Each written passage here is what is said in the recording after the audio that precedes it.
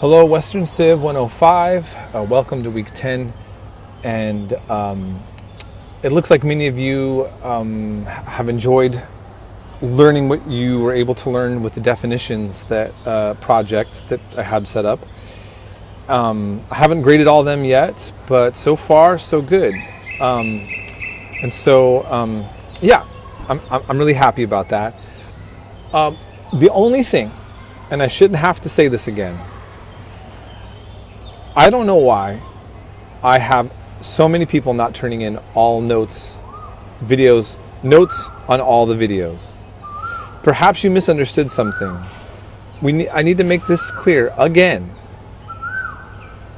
You need notes on all the videos, unless I explicitly say you do not need one on this specific one that's posted, which I don't even know if I ever have that. But that's a very loud bird at this park.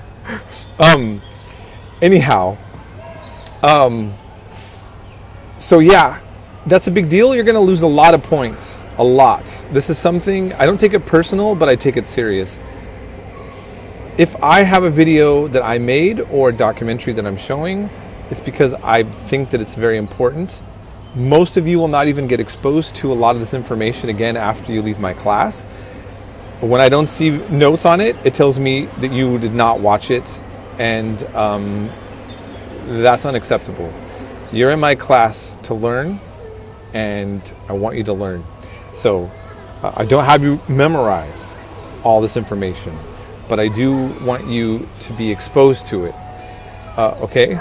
So make sure you're doing notes on all the videos. I don't know why I have to say this so much, but okay. Having said that, unfortunately, you're seeing also the importance of understanding about ideologies. This massacre in New Zealand that just happened is based on nationalism, white nationalism in particular, but a term that we went over. Now, listen, nationalism, in some ways I could argue, is a lot like communism or socialism. If somebody says that they believe in those ideas, it doesn't necessarily mean that they want to kill a lot of people. There's different ways that you can look at what it means to be a nationalist or a socialist or a communist. And we've seen that there's a wide range of how to look at this, right? But nationalism, it is a club.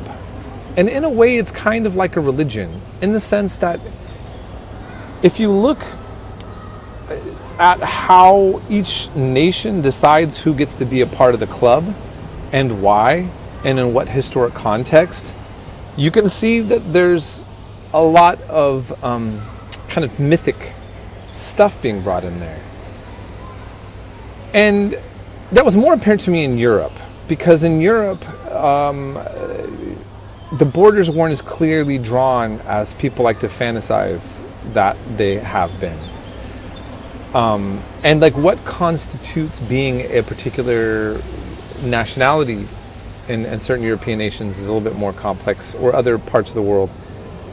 But I mean, let's just think about this. The United States, New Zealand, and Australia were all created, and I'm talking about the nation states, based off white supremacy. Now, and nationalism. Now, how can that be? This is just a fact.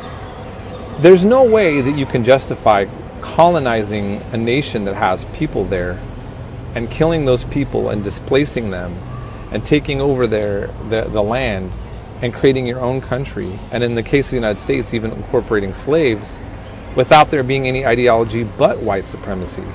In a sense, one could say that the white nationalists that exist today are the true conservatives, in the sense that they are wanting to keep things the way that they were, how they originally started.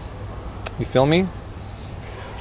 So, I'm not saying that somebody who says they're conservative is of that politics. I'm just saying, if we're talking about going back to the original time frame and like what got us to where we're at, like in terms of how these nation states are created, I don't see how you can say that there's anything but that ideology there. And that's why it's important to understand this thing. Now, now we're covering also colonialism and what happens with the genocides in the Congo and imperialism, and we're looking at apartheid South Africa. Now I want to just also point out another thing very briefly. The word democracy, you think of as being all-inclusive. But when the Greeks created democracy, they were a slaveholding society that had slaves, and slavery continued with democracy, as the Southern intellectuals in the pre-Civil War South would argue. The whites that considered themselves superior in South Africa and created the apartheid system, putting people apart, that was a democratic system, democratic republic, the same. And in Israel, a non-Jew can be a full citizen, but you can't run for prime minister.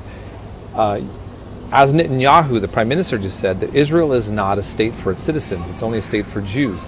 That's the way the political lineup is in terms of how Zionism articulated its nationalism in Israel. So it is also by default discriminatory state. In Lebanon, it's a democracy, but people can only represent their religious communities as politicians. That's a complicated set of democracy. So all these terms that get used, it demands of us to actually look at what the implications, how do they translate to actual meaning where they're being implemented. And that's one of the other things that I've been really wanting to emphasize to all of you, to look at how all of these definitions and ideologies come together and become manifest. Okay? And so, like I said, now is just such a crucial time to do this. Now, I didn't cover fascism, which is a very important ideology to understand, and also misunderstood and misused a lot, but it doesn't come just yet. We're getting there. And so it's a later ideology, but like all these ideologies, they're somewhat rooted in other kind of presuppositions about the world. Fascism ultimately is going to come out of nationalism. Okay, but we'll get to that a little bit later. So in the meantime, I hope you're having a great day. It's a beautiful day here in Hong Kong at this park. And I hope everybody's doing well. Please contact me if you have any questions or any needs, of course. As always, take care.